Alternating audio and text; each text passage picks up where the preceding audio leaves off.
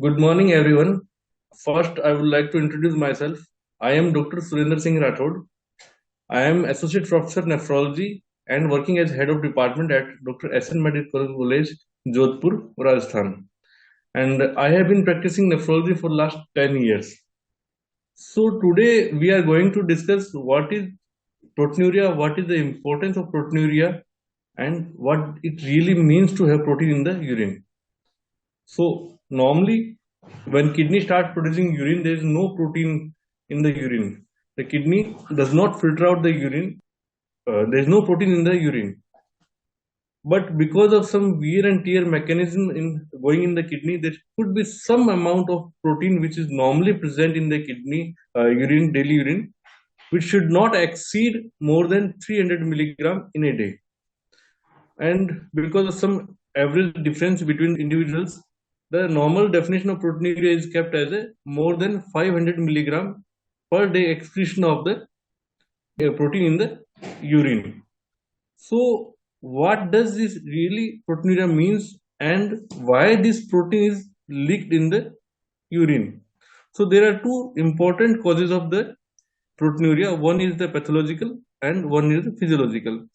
So, during certain conditions, like after strenuous activity, during high grade fever, and in certain individuals when they are on standing position on prolonged period, there could be some amount of the protein in the urine, which is called as the physiological proteinuria.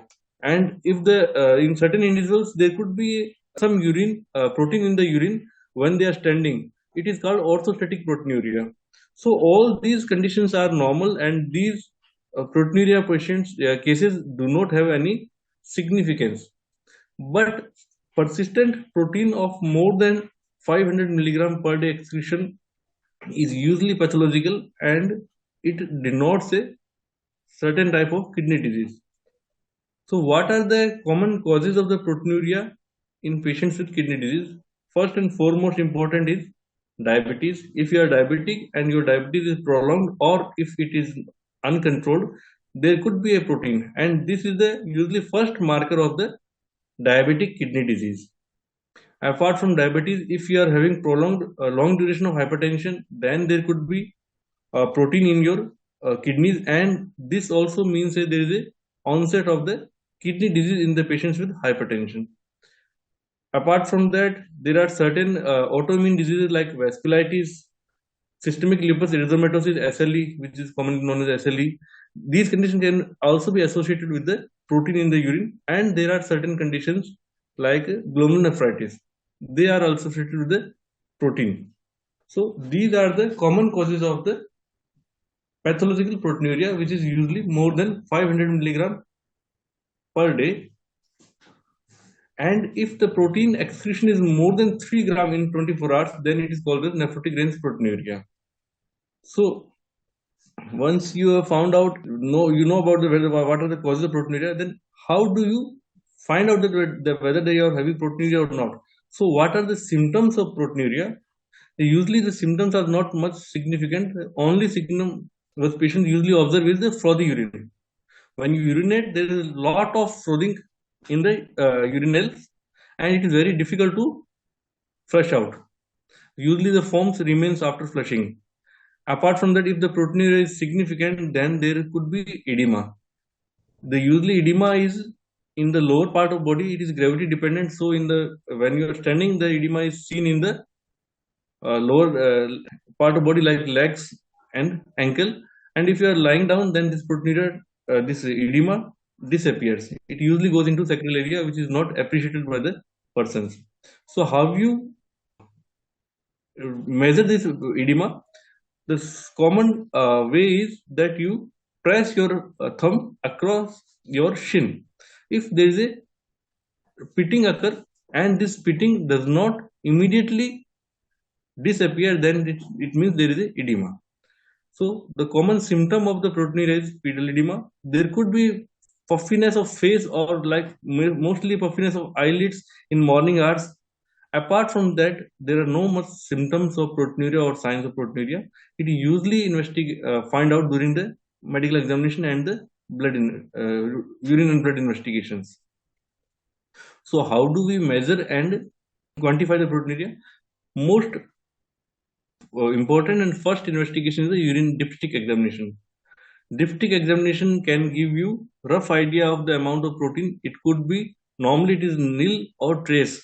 In dipstick examination the protein amount is, but if it is 1 plus to 4 plus, then it means there is significant proteinuria. But there are certain limitation of the dipstick examination. First, if the person is having very high urine output, then this protein is diluted and there could be false negative reports. Apart from that, there are certain conditions. One condition is multiple myeloma, which produces proteins which are different from albumin, and these proteins are not detected by dipstick examination. So if the patient is having multiple myeloma with significant proteinuria, even in such condition also, this protein is not detected by dipstick examination. But the benefit with dipstick examination is that it is commonly available. It can be done anywhere, even at home. It can be done. It's very easy to interpret, and usually it is a screening test. And once we have found out the proteinuria in dipstick examination, or if dipstick examination is negative, but we think there is a proteinuria, then next step could be spot urine protein to creatinine ratio, which gives a rough idea of the 24 hours urine protein excretion, but it does not require any 24 hours urine collection, which could be troublesome for the most of the patients. But there are certain fallacies of this spot urine protein to creatinine ratio also. One is that it is not very accurate, and there could be inter-laboratory variation with this spot protein to creatinine ratio. And the gold standard test to diagnose this proteinuria is 24 hours urine estimation. For this, what we advise to the persons are that on first morning they have to get up from bed and they have to void, because this urine is urine of previous night, which was there in their bladder. So this urine is not added into the urine examination quantification.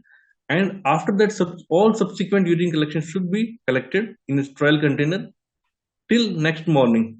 In next morning, patients get up from the bed and he goes to toilet and he urinates, and this urine is added to that 24 hours specimen. So from one morning to next morning, this 24 hours whole urine is collected, and this is sent for the analysis.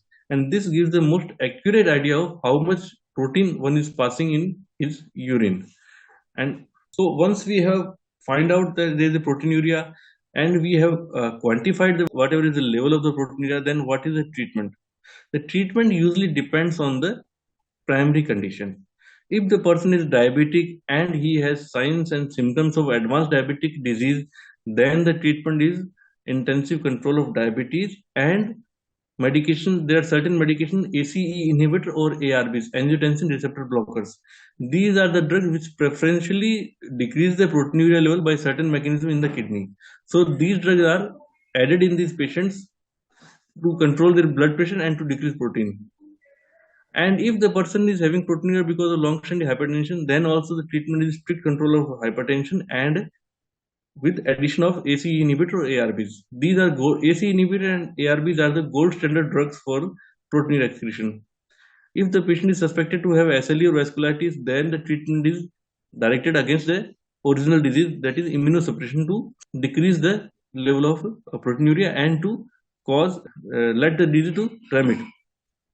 If there is any suspicion of glomerular nephritis, then the diagnostic test is the kidney biopsy. If the patient is having proteinuria and there is no obvious cause of the proteinuria is available to us, then we have to go for the kidney biopsy.